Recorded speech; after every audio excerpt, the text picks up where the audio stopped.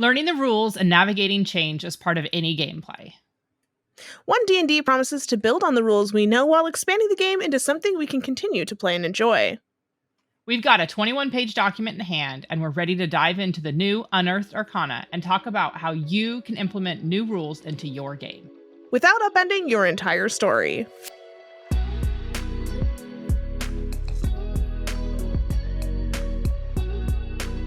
Hey! I'm your host, Sarah, and I'm your other host, Morgan. We're two sisters by marriage who love to talk about stories. From writing fiction and creating elaborate plot lines in D&D to learning and playtesting One D&D. We're out of initiative. More robust characters with an in-depth backgrounds, new races, new feats. It's a lot. And this is just the character creation. Let's talk about One D&D, the rules we've seen so far, and what this means for our existing campaigns. So by the time you're listening to this, One D&D has been announced. It's been over a week because we are a bi-weekly podcast because, listen, I've got a job, okay? And we've been looking through the document, and I feel like I have a lot of thoughts and also a lot of like change management Googling to do. How are you feeling, Sarah, as you just sort of like look over it so far from what we've seen and like the takes we've seen so far? Because I think a lot of people have a lot of opinions, and there have been a lot of like interviews and discussions already within the Wizards of the Coast staff. So just like off the cuff, how are you feeling about it?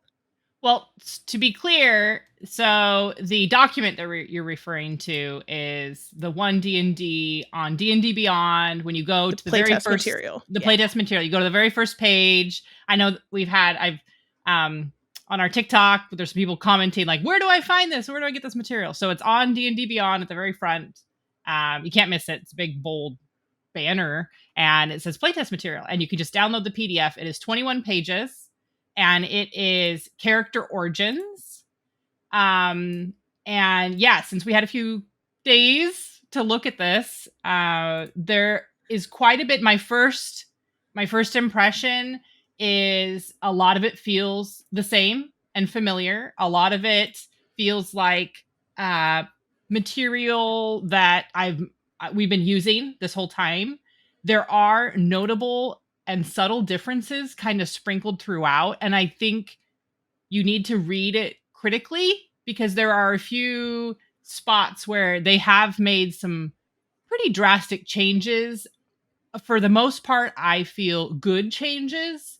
I know there's been a lot of contested disagreements all over Twitter, Reddit, that kind of thing. But I feel like the majority of it I am satisfied with, and I think they are to strengthen the enjoyment of gameplay and allow players to have a little bit more versatility with their characters, a little bit more control their characters, plus way more customization, which I think is a big draw and a big appeal for D&D is you can customize your character. Till you're blue in the face. Like seriously, it's amazing. So I feel that's definitely the direction. Genasi joke? Yeah. Yep. I just like sliding those in once in a while. D&D jokes when we can. Heck yeah. Yeah, so that's my first initial take. A lot of it felt the same. I was nervous going into reading this. I was like, okay, what do we do? Are they completely rebuilding this? And they're not. There's a lot that's the same and it's familiar, but then there's little stuff kind of sprinkled in, which we can definitely get to later. How about you? What were your initial thoughts? Yeah, I tuned into the announcement a little late because I had just gotten off a call at work, and then the announcement came on, and I like flipped it on and was like, "Oh, I want to hear it," and then ended up rewatching it later. I just missed a little tiny bit, but when they started talking about new rules, I was like, "No, I don't want a new edition. I don't want to have to learn a whole new rule set and throw out all these books that I've already purchased." Like, we waited until 5th edition to really like start to sink into this, and I just like I wasn't prepared for it. And then kind of they start talking about it and explaining it, and then the more we dug into it, it was like, oh, I see that they're really trying to build on what's already here. The editions through the years have really swung from trying to be simplified enough that any layperson could pick it up and like learn a game. Like anyone could walk in off the street and play a game tonight. And then they kind of swung the other direction and it got really complicated. I mean, like the older editions in particular really complicated a lot of rules, a lot of confusing. Like it's confusing as a GM because like I don't have everything memorized in the book, and it's especially confusing as a player because you come in, you're like, oh, they promised me I could do these big grand things and fight a dragon, and then wait, what do you mean? What's this range? Why is everything limited? It feels like I just keep running up against a wall everywhere I go. So I like the simplification. It does feel like the new UA, it really feels like they're trying to simplify a lot of pieces that we were really struggling with. And it's nice to see the game design built around like, where do we know players are struggling? So the interview that Jeremy Crawford did with Todd Kenrick from Wizards of the Coast, they talked a lot about addressing certain like specific pain points, and that was where they were coming from with this UA. And one of the things they mentioned that I really resonated with me as a GM is inspiration. So it's inspiration is the onus is always on the GM. It's always up to the DM to say, oh, what a great feat of accomplishment. You've done so great. Here's a point of inspiration. Or you made me laugh. Here's a point of inspiration. It's like really vague. It's really esoteric. And it's a struggle as a person running a game because like I'm kind of doing some other stuff. Like I don't know if you noticed, but I have some other tabs open right now. I'm a little busy. Do you think that we could make something a little more hard and fast that fits for this? So they really addressed like, how to give people inspiration in other ways so that it's not only on the DM to make that decision, and then also how to really incentivize the players to use it. So one of the big changes is also something that I'm going to home rule, like just right out of the gate. Like I can already, like from a mile away, I'm like, no, I'm going to change this, which is that at the beginning of a long rest, if you have a point of inspiration at the beginning of a long rest, it goes away. It resets. Yes. Yep, I read that. And I think it should last until the end of a long rest, because if something happens while you're on your long rest, you should be able to use your inspiration. It shouldn't be that you can never have inspiration during a long rest encounter. Of note, the UA also says that any combat that happens during a long rest breaks your long rest. It does. Yeah. I don't love that. Back to the inspiration, we've had whole discussions about this, and I've told you, I don't know if it was in a podcast or in private, but as a DM, when I'm on the other side of the table, I feel like I don't give enough inspiration. And we've watched we go years without giving it out. Abria, who gives inspiration constantly, right? Love it. Yeah. And so, and I've struggled with that because, as you said, you're so busy. You're trying to do a map, or you're trying to field, whatever. And it's hard. And so having it built in as just kind of like every time it was a natural 20, right? Every time they get a natural 20, they get inspiration. Yeah. And then when they go to a long rest, then it goes away. Now, I like your idea of extending it through the long rest, but I hate saying this, but I like the idea of it going away because we've discussed, I know personally, I've had inspiration for 6, 7, 8 months and never used it. And that's ridiculous. Like you should be using these. And I know other players do the same. They either forget that they have it, or they just don't use it. They want to save it. Right. Yeah. And doing this would definitely encourage them. First of all, they'd get it more. They'd get it more. Yeah. And then they would encourage them to use it. And I feel that would just be better gameplay all around. And if they fail those really important checks, as a GM, right? If they're investigating something and they really need to know, they'll be more incentivized to use it because they know they'll get more, down the road, and they'll get those checks and they'll, move your story along and everything. I think that something that it kind of ties back to for me, and I think I'm going to make this comparison a bunch today, is Baldur's Gate. Baldur's Gate 3, you can get inspiration from certain events. I mean, there's like a limited number that you can get. You can get inspiration, but it's stockpiles, and that's kind of fun because then when I go to use inspiration, if I have a couple, I think I'm more likely to expend that resource. There will always be players who try to stockpile. I think video games taught us that, and like, you finish Skyrim with like 100 wheels of cheese and you're like, oh, okay, yeah, maybe I got a problem. You've never experienced this, right? Of course not. No, I haven't gotten into Skyrim. I need to. I've actually never gotten into Skyrim either. That's really funny. I just assumed that you would. I ended up playing the Fallout franchise instead, but the same deal. Like you like finished the game with like, I had like 200 Nuka Colas, and like I was only ever drinking them when I needed caps, which is like awful. Yep. Yep. So there will always be hoarder players, right? But more importantly, by having inspiration that, moving back to D&D away from Baldur's Gate 3, inspiration that the players can get more readily, like if a team member has the musician feat and they play music and they give away a number of their proficiency bonus points of inspiration to their party. Amazing, wonderful, everyone's got an inspiration, and you get another inspiration, you can give it to somebody else if you've already got one. Yeah. Really that like free-flowing collaboration, I think it'll really fuel collaboration. And then you go to long rest and the point expires, and great, that means the player is truly incentivized to spend it, like you're saying. I think that's great. I think we shouldn't really be sitting on them for months and months at a time. If it's a resource we're not using, I think that Jeremy Crawford said this, if it's a resource the players aren't using, then it's not useful. It's not worth it. We should pull it from the game. Like, why would we have an element to the game that no one's using? Which I think is a really interesting point. I mean, I think it's correct. So but I want to talk about long rests a little bit more. Yeah. Combat in the middle of a long rest, I think, is something that comes up a lot in our games, for sure. And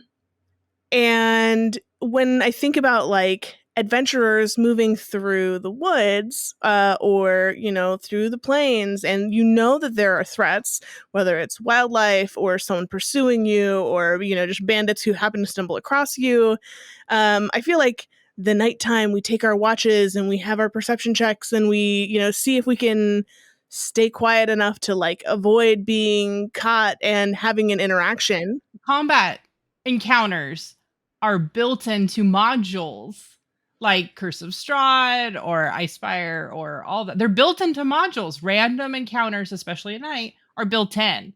So it's not always going to happen, but it's going to happen. So anyways, continue. No, you're right. And Yeah. they will come up. And I think I think this is still really new to me, right? So I'm still trying to like wrap my head around, like, do I like this better? Do I think I would use this rule set, that specific element of this rule set? And I think something that you could think about is, how does combat forcing a restart of a long rest impact the way the players interact with threats?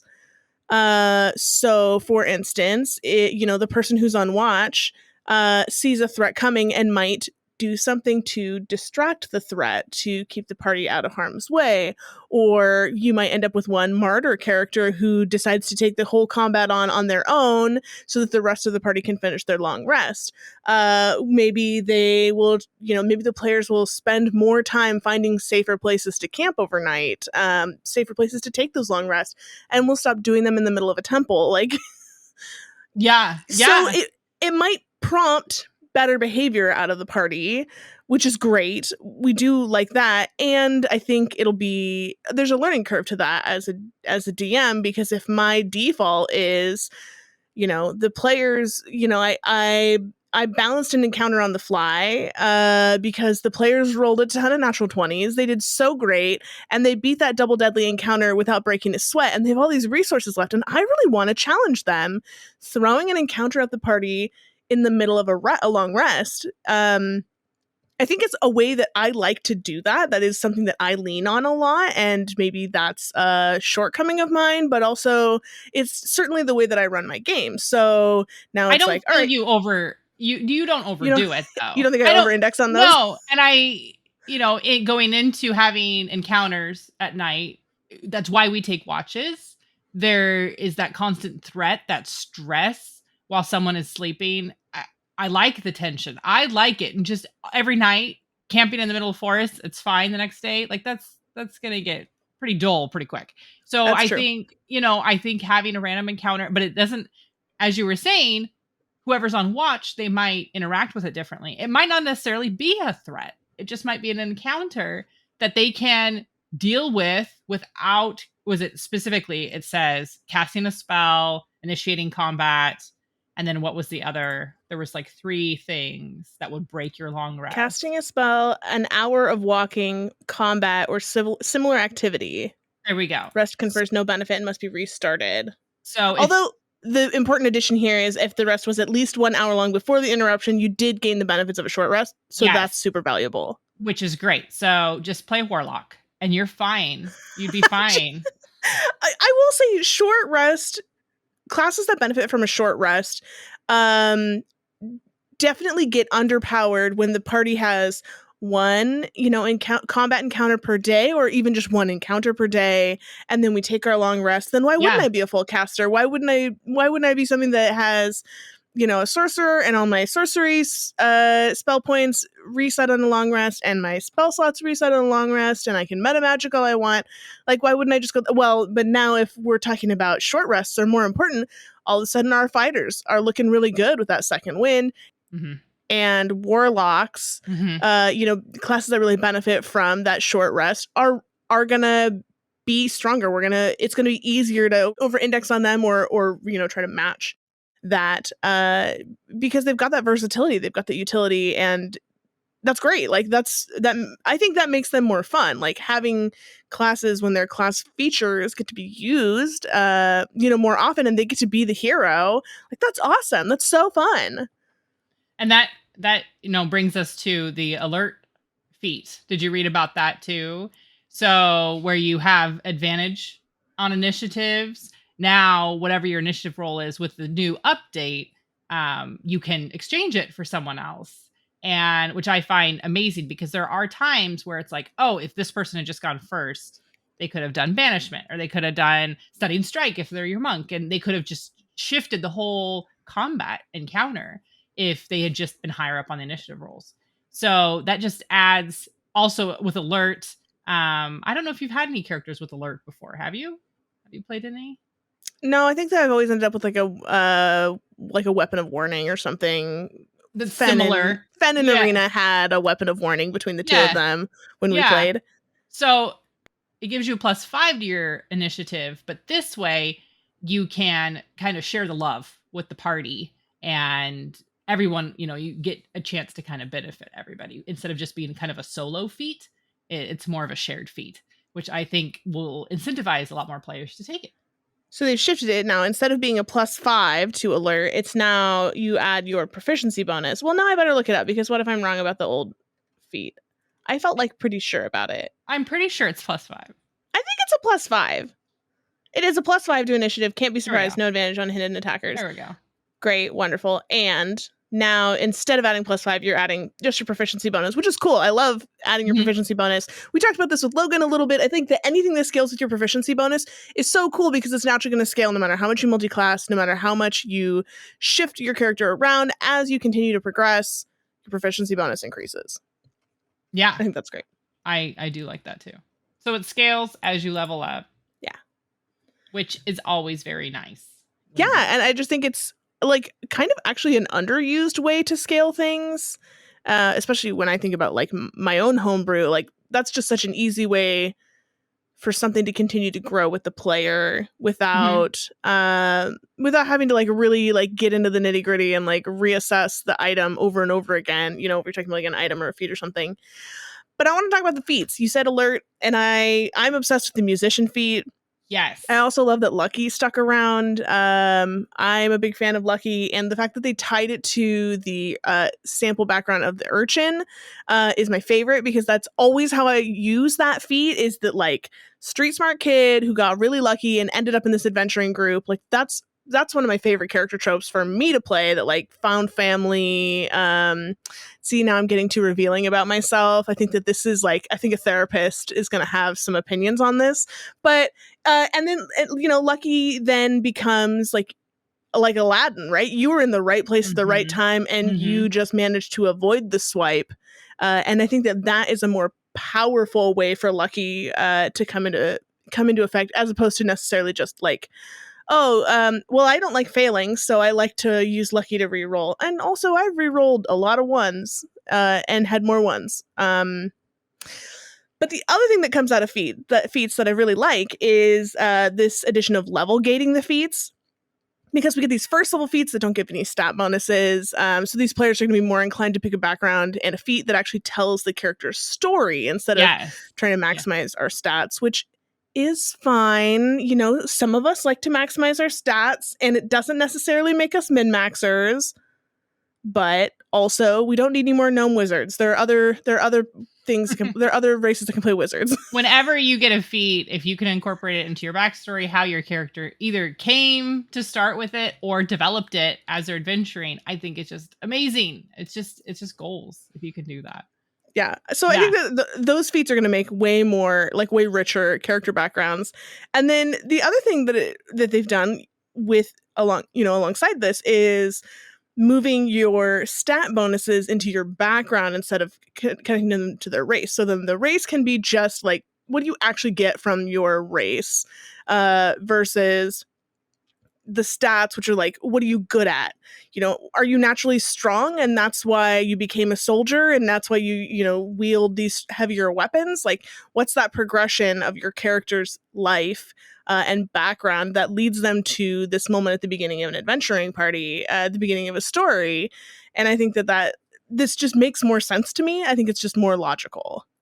There's been a lot of discussion all over since this was released. Twitter, I've seen, Reddit, I've seen, just kind of overall discussions about what some of the changes now these are just proposed changes. It's still playtest. It's still unearthed arcana. Nothing is set in stone until they're going to want feedback. They said this will be out 2 weeks, and then we'll have a survey to do feedback. September 1st is when they're doing the first round. Start collecting feedback. Yeah, so I think it's great that people have opinions. That's wonderful. That's what they want. Sure, yeah. So some of the discourse I've seen is the rolling a natural 20. It says, this is from the PDF, automatically succeeds regardless of any modifiers to the roll.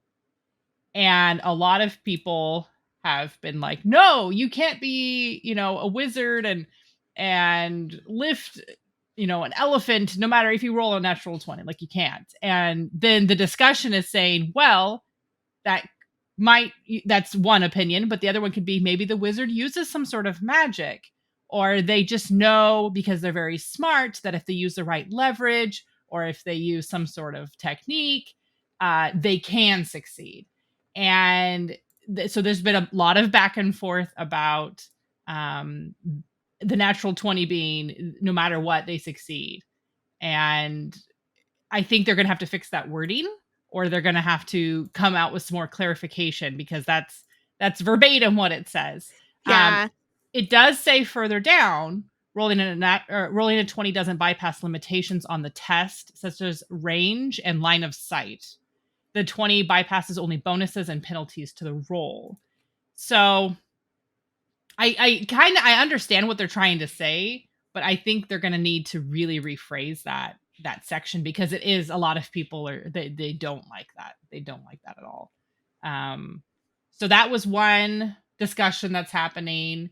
You already spoke about the character backgrounds, character origins, which is what Unearthed Arcana primarily is character origins. So there's going to be a lot of discussion about the different lineages and the different abilities and strengths and that kind of thing. I liked a lot of what I read, giving a lot more flexibility to each race, and I liked it. I liked a lot of it, and so I'm excited to see how they respond when they actually do the play testing and do the surveys, how much of it they keep, how much of it they keep adjusting, which brings us back to, why they're doing this in the first place. Why they release this in the first place is to adapt and change and listen to player feedback. And I feel that the first time, this is monumental for D&D, because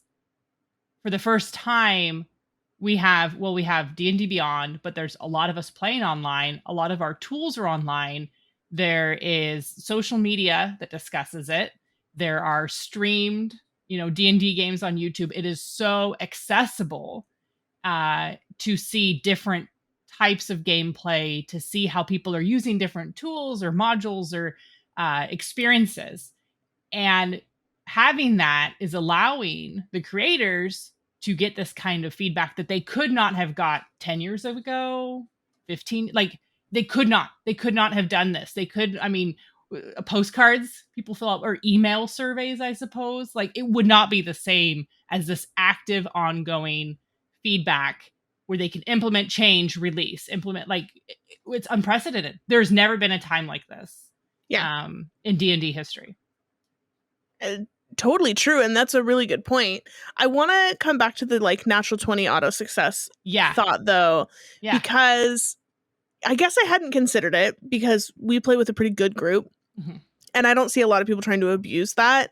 Mm-hmm. But I think that we're gonna automatically run into challenges with players doing things like pickpocketing other players, which we know happens both in groups where there's a lot of consent and a lot of trust, and in groups where there isn't that, and it becomes more problematic. Mm-hmm. But in groups where there's a lot of trust, a natural 20 automatically succeeding to, say, pickpocket something out of a bag of holding that, the cleric has under his breastplate while he's taking a nap. Like, it is, like, not logical. I did allow it in that specific instance, of course.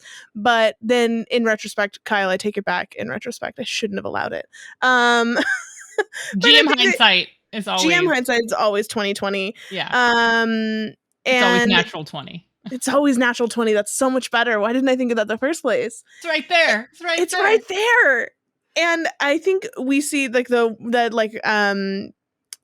one-shot questers, I think is what they're called on TikTok. There's always that like running joke of like, oh, I roll to seduce the dragon and then roll a natural 20. And it's just like, there's definitely a question of like, within the realms of reality, within the realms of like, reality is kind of dramatic here, right? We're playing a fantasy game, but like within the realm of like what makes sense, and the player needs to think about the consequences. And I think that when you're talking about a player making a roll to succeed or fail a check, that's at the DM's prompting. So it's going to put a little bit more weight back onto the DM's shoulders to say, if it's a check that you don't want this player to succeed, as in, I don't want to RP this, I don't think that's realistic, or I disagree with this, like, absolutely a hard line for me, you're not allowing the player to make that roll.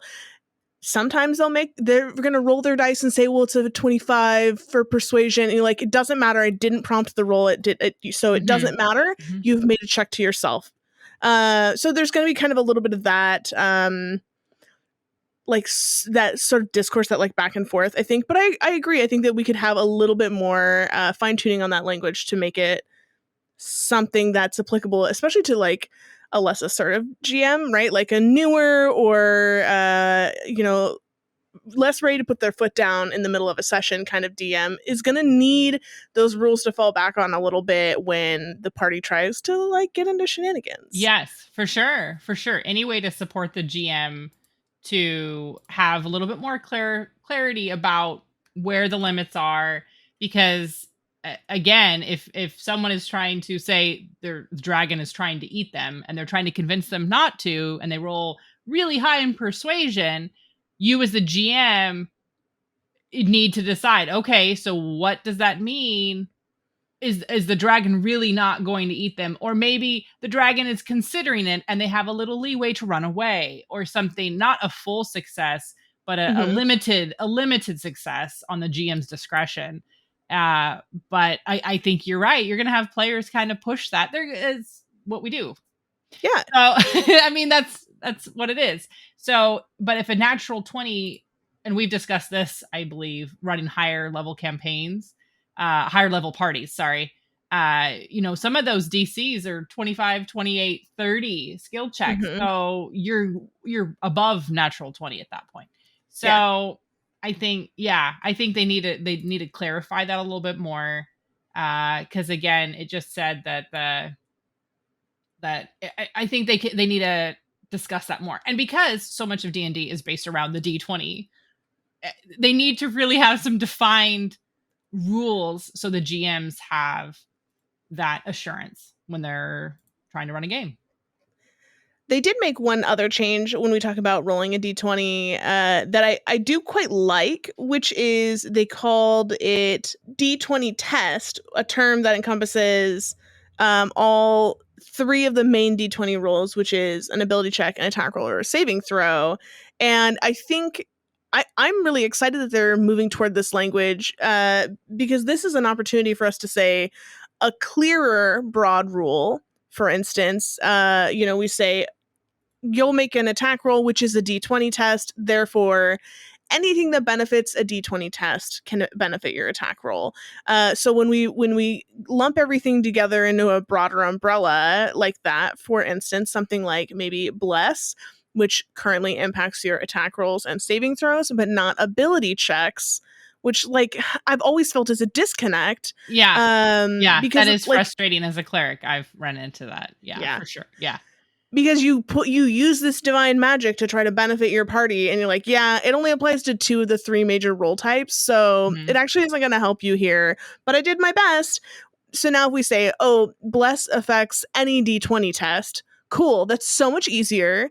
Now we're asking a binary question, yes, no, is this a d20 test or not? Therefore, you can or cannot use Bless.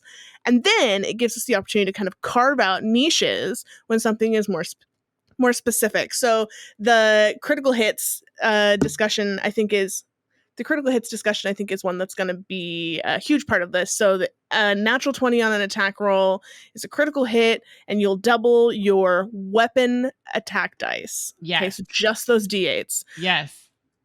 A couple things. One, I think this leaves a lot of room for a feat that specifically allows spellcasters to crit spell attacks. A, and B, there was a huge disparity, especially as you start to get a little higher level. There's a huge disparity between a critical hit with a longsword and a critical hit with like inflict wounds at 5th level, right? Like the amount of damage that we're doing, you know, your guiding bolt is all of a sudden you're like, how many d10? And you're doubling it. Versus, here's my d8, here's my d10. Like, wow, I hit really hard. 20 is really different than 60 max damage. So I think this levels the playing field a little bit. I know Reddit loves to hate on spellcasters and they're too strong. Like, I think it's fun and I roll a lot of ones. So, but I also think strength is a dump stat. And like, maybe I'm actively balancing my characters and that, and you know, anyway, that's not the important part. The important part here is that leaves room to carve out specific rules. For instance, you know, feat that might allow critting on spell attack rolls. We might see that the rogue's sneak attack now specifically says on a critical hit, the sneak attack is also doubled. Like, right, we might see those languages. So instead of saying, you hear the instances when a critical hit doubles the dice. Instead, we say a critical hit doubles the dice on all of these things that fall under this umbrella. And now we can carve out the niches where it's more relevant to have a little bit more information. And then I think that's one fewer tweet to Jeremy Crawford that says, wait, do sneak attack dice double on a critical hit? Because I think if he has to answer that question one more time, he might quit. No, he's in it for the long game. We know he's in it for the long game. Yeah, you're right. That's a whole discussion that they really need to clarify. I like that. I like your point. So you're a GM. You've been running 5th edition for how many years now? Campaigns? 3? A consistent campaign, 3 years. It was my first time DMing. Been playing for more than that. We've talked about this a little bit, but like consistent every week, about 3 years now. So, as a GM running 5th edition, what are you going to take any of this? Are you going to let it stew? Are you going to try and play test it with perhaps us? I mean, how, as a, you know, to fellow GMs that are looking at this feeling overwhelmed or frustrated or confused or don't even know where to start, what do you recommend to them? Great segue. Because implementing new rules is really hard. Change is scary and it can be overwhelming often. When we look at rules and we get excited as a DM, it's really easy to say, I want to implement everything from Tasha's. I want to implement all of this. I love this. All of it's so cool. And it changes the player's experience at your table. And it's really important to remember that. I'm so excited to implement XYZ rule. I want to make sure that the players are comfortable with implementing this rule. So for instance, inspiration on a natural 20 and being able to share your inspiration if you already have a point. I'm probably going to implement that right away because I think that's so fun. That's something that I really, really like. That does mean that I need to ask you, my player, and say, is this a rule that you're interested in? do you think that it devalues anything that you already have? Is this going to change your niche as a character? Is it going to devalue any of the traits that you already have? So, for instance, in our other campaign that we're running, and I play a sorcerer with Lucky, if the DM says everyone gets inspiration on a natural 20, well, I blew a whole feat on Lucky. So does that change the way I interact with the game? I don't think it does. Like, me personally, I'm not bothered by that. I think it's fun. I think that more people are coming to the table with inspiration, and we should all be rerolling more often. And if I was a player who had Lucky as a feat, and the DM said to us, hey, I want to implement natural 20s, give you inspiration, and you can share your inspiration with others, and it's always going to reset at the end of the night or at the beginning of a long rest. Rules is written, unearthed arcana rules is written. And I, the player, say, but I have Lucky that changes my build. Then at that point, it's on the DM to say, hey, let's pull aside and let's talk about how we might respec your character in a way that makes you feel like you've really efficiently used all of the traits that you're trying to give this character. And I think that is something that we should always be falling back on, is having that conversation with the player, and saying, what does your character need for you to feel like they are unique and fit this niche that you want and satisfy what you want out of this game? And it's really easy to have that conversation and then have the player say, well, I'd really love to be a cleric. I really built this wrong. This isn't what I want. Now that I've played with this character a little bit, I want something different. Cool, player. Let's sit down and talk about how that change happens for your character and what it looks like and how it impacts the story. So this is a huge opportunity for us as DMs to say, let's test something. I want to try this out for 3 weeks. I want to put this into our session from now on, and if you have a problem, let me know. Or I want to try this out for the next month. Let me know at the end of 4 sessions if you want to keep this rule, if you want to drop it. Like, this is a great time for that. And I think that that's kind of exciting to like try something new and different with the group within the safe space confines of a group that you've established trust with and that you feel comfortable talking to. So I think this is an exciting opportunity. I'm probably going to implement these piecemeal. I'm going to be picking and choosing things as I get familiar with the language. And once I'm comfortable enough with the language and think that it would benefit my party, then I'm going to reach out and say, here are the rules that I'm thinking about implementing. The other layer that kind of complicates this a little bit for our group, of course, is that my spouse is the other DM who runs the weekly games. We go back and forth, and often when we change rules, we try to do it unanimously so that the 2 main DMs run their games the same way. We have a couple of things that we rule differently consistently. And that's okay as long as the party knows what to expect. But when I rule that you can use an illusion to become completely invisible, and he says, absolutely not, rules is written, rules is intended, no, and here's, the justification to back it up, that kind of pulls the rug on the players a little bit. And that's one of the reasons that we really want to make sure we're having that conversation in advance and we're being consistent. And sometimes in the moment we make a ruling and then later go, I disagree with that. Actually, Phantasmal Force should not be able to make you invisible. I allowed it once. I won't be allowing it again. Thanks for bringing this to our attention. Let me know if you have a problem with that and you'd like to choose a different spell in its place. So that's a very long-winded way to say, I'm going to cherry pick some of these rules and start talking to my party and implementing them little by little, and leave as much space as possible for the group to say, I love this new rule, let's keep it. Or, hey, it seems like everyone else really likes this new rule. I don't like it. It doesn't make me feel good. What can we do that might make this more fun for me again? Because something that's happened has really changed it for me. So I want to like really empower that conversation with DMs and players. And if you're a player and you see UA and you think like, I'd love for my DM to implement this, start the conversation from the player side. It doesn't have to be the DM bringing all of these to the party. It's the DM who ultimately determines the ruling, but there's this interim stage where the player can say, hey, I want to talk about natural 20s giving us inspiration. What do you think? Yeah, and coming from your perspective, because you're currently in the middle of a campaign, we all have our characters, we've all created them. But if someone is looking to start a new campaign, because this is character origins specifically, listen, if you do have players out there that are like, hey, I really want to build an orc like this, or I want a gnome like this with this background, definitely I would leave that open for discussion. But I mean, what are your thoughts for a GM that's like, I've been running 5e and I don't want to change anything. I like it as it is. I mean, There's still people who play should they change? 3.5. That's I don't true. think you have to. I think that you should play whatever your table wants to play, even if it's Pathfinder, right? Like, play whatever you want. Like, go whatever direction you want to go. This is a rule set that's intended to build a collaborative storytelling experience between you and 3 to 5 other consenting adults, or, you know, children with parents' permission, like, kind of a thing.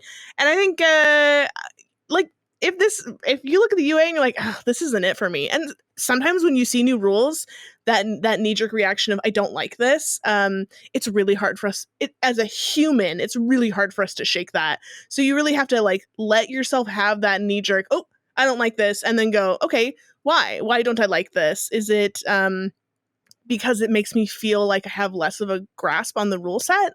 Does it make me feel less empowered to make decisions because it's undermined something that I specifically was relying on?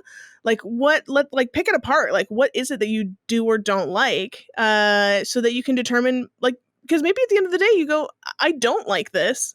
I thought through it, I read through it, we play tested it once, and it's not for me. I'm going back to playing 5th edition.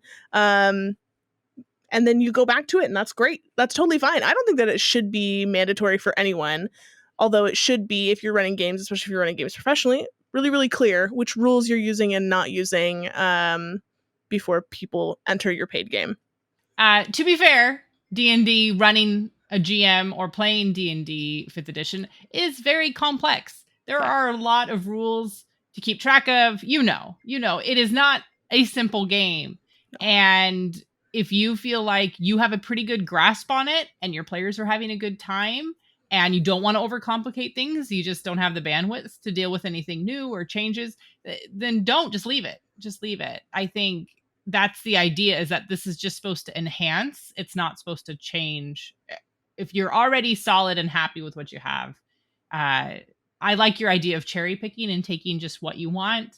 I really like that. And I think that's that was when I watched the video, they were talking about, Chris Perkins mentioned that the 5th edition, they feel, is one of the best ones yet. Now, I feel like all game developers say, of course they're going to say that, yeah. This current edition that we just came out with, right? This version is the best one yet. Well, I think he specifically said, we did something really smart and listened to the players. I was like cracking up. I like rewound it 3 times to listen to it, because I was just like, marketing wrote that. Yeah. That's okay. Good for you for saying it. That's where you're going to get your best ideas and thoughts and everything, are the players, the people actually at the table playing this over and over and over. And they felt like 5th edition had some of the best elements of any of the editions, and they wanted to keep those. And they wanted to, he did make a point of saying, but nothing's perfect and they'll never get a perfect game. But how can they get close to it, or continuously enhance it, or make it, improvements, which I think they kind of made a point of saying that they're never going to stop kind of release it. Is that what it sounded like to you when I was watching the video? Yeah, I think it's going to keep going. And I think something that they've done here with this format that I think deserves a lot of praise ultimately is that they're thinking ahead, and they're building this in a way that's like the existing modules you bought in the 10 years between 2014 when 5th edition was released and 2024 when One D&D is released. Those adventure modules will still be relevant. It sounds like the rework is going to be the DMG and the player's handbook, and the player's handbook, well, the DMG specifically, they're reworking. Chris Perkins said he was reworking to make it easier for new DMs, and let's have more people feel more comfortable and more empowered to jump in and run a game. That's what we want, is for everyone to get a chance to experience this thing that we think is super fun. And the fact that they're building it in an open-ended way, so that as new classes and new races and new abilities and new feats are added to the game, everything will continue to be relevant, without having to, like, the example they used was like meta magic or magic initiate feat gives you the ability to choose spells from X, Y, and Z class list, well, then Artificer gets added. Now they have to write another feat for Artificer, right? Like, writing this in a way that's a little more forward thinking is something that, as a person who's bought a lot of books, I'm pretty appreciative of. For sure. And the changes they have on the horizon, like everything they talked about, all the way down to like virtual tabletop and the acquisition of D&D Beyond, like, I'm really excited. I think it's really cool. I do think it's a lot of monopoly, right? Like, it's a lot of like one person running all the things, but like there will always be indie developers who are making the maps and making the VTTs and creating new ways for you to engage with this rule set that was established by Wizards of the Coast. But yeah, I think this is a really positive direction. Yeah, looking towards the future, I think they said 2023 is when they're really planning for a lot of this to start coming out. I think more of the UA will start rolling out, and then I think 2024 is the scheduled release for the new Player's Handbook and the DMG. Yeah, and they made a point of saying that they're going to have those constant surveys going out. They're going to be listening and implementing and they said that will determine the release date. Is once they start getting feedback that everything's looking good, then they'll move on to the next step. I mean, they're gonna really pace it based on what the players and GMs are saying, their ideas and thoughts. We should definitely do in the future a podcast on virtual tabletop, because they did talk about that too, and that's a whole nother discussion. Yeah. But they recently, one of their D&D Beyond, the person on Instagram, I don't know, their Instagram manager, did a Q&A, and someone asked about their new virtual tabletop system that they kind of teased, right? They didn't show us a whole lot. They teased it. And she said that it's coming down the road, but they don't really have any updates and they don't have anything. I mean, I think it's definitely going to be pushed later. I'm excited for it. I like your idea, or your suggestion about how they have like independent ones too. But I think it would make sense under one house, that's where people are playing. A lot of them are online. So I could see, for the business side, I understand where they're trying to go with it. It's smart. It's like, if this is what your players are doing, then do it. Yeah. Like, go there. Be the person who facilitates that. It's nice to imagine that everything would be a kind of all-in-one ecosystem. The big benefit I think we see in other VTTs that are a little more system agnostic is that you can kind of hop in and like, okay, we play D&D most of the time, but now we're running a Pathfinder game. Okay, well, now we're running an Avatar game, and now we're doing, like, you can continue to like put other things in there, and when you have everything bound within just D&D, that is a little more limiting. And I think there are a lot of other TTRPGs that, like, there are a ton more TTRPGs out there, and we should have lots of space to use them. But does that mean that I'm going to have a D&D Beyond subscription and a Roll20 subscription and a Foundry purchase? Probably. And that's where, that could be a whole discussion too, is the price limiting out people so they don't have access to these kind of tools. And so, yeah, I feel like maybe, let us know if you want us to do a talk about running games online and what programs are out there. And there's lots of options and choices. And yeah. If you're looking for more D&D content, tabletop RPG discussion, or writing advice, head us up on YouTube over there at Merely NPCs. We've got some pretty exciting stuff coming your way. And Sarah has something extra special coming this fall. Yes, I have been invited to speak on a panel at the Rivers of Ink writing conference in Eastern Washington. It'll be in October. And I will just be discussing traditional publishing versus indie publishing and the climate in 2022 with publishing. So the writers that follow us, or aspiring authors, I will be giving discussion on that. I don't know how much I can reveal about it, and if it's possibly recorded, I will give an update for sure after the discussion, because I'll be discussing the publishing industry and current climate with other authors, and I think it'll be a good discussion. So I'd love to share kind of my feedback from it. We'll put a link to that in the description below or in the description on whatever podcast app you're listening to. And, if we get ambitious, there might be a link to it on the website as well. Well, it's been really fun talking about One D&D, all the playtest material, the feedback, the community, a lot of discussions, and I'm excited to see what happens next with it.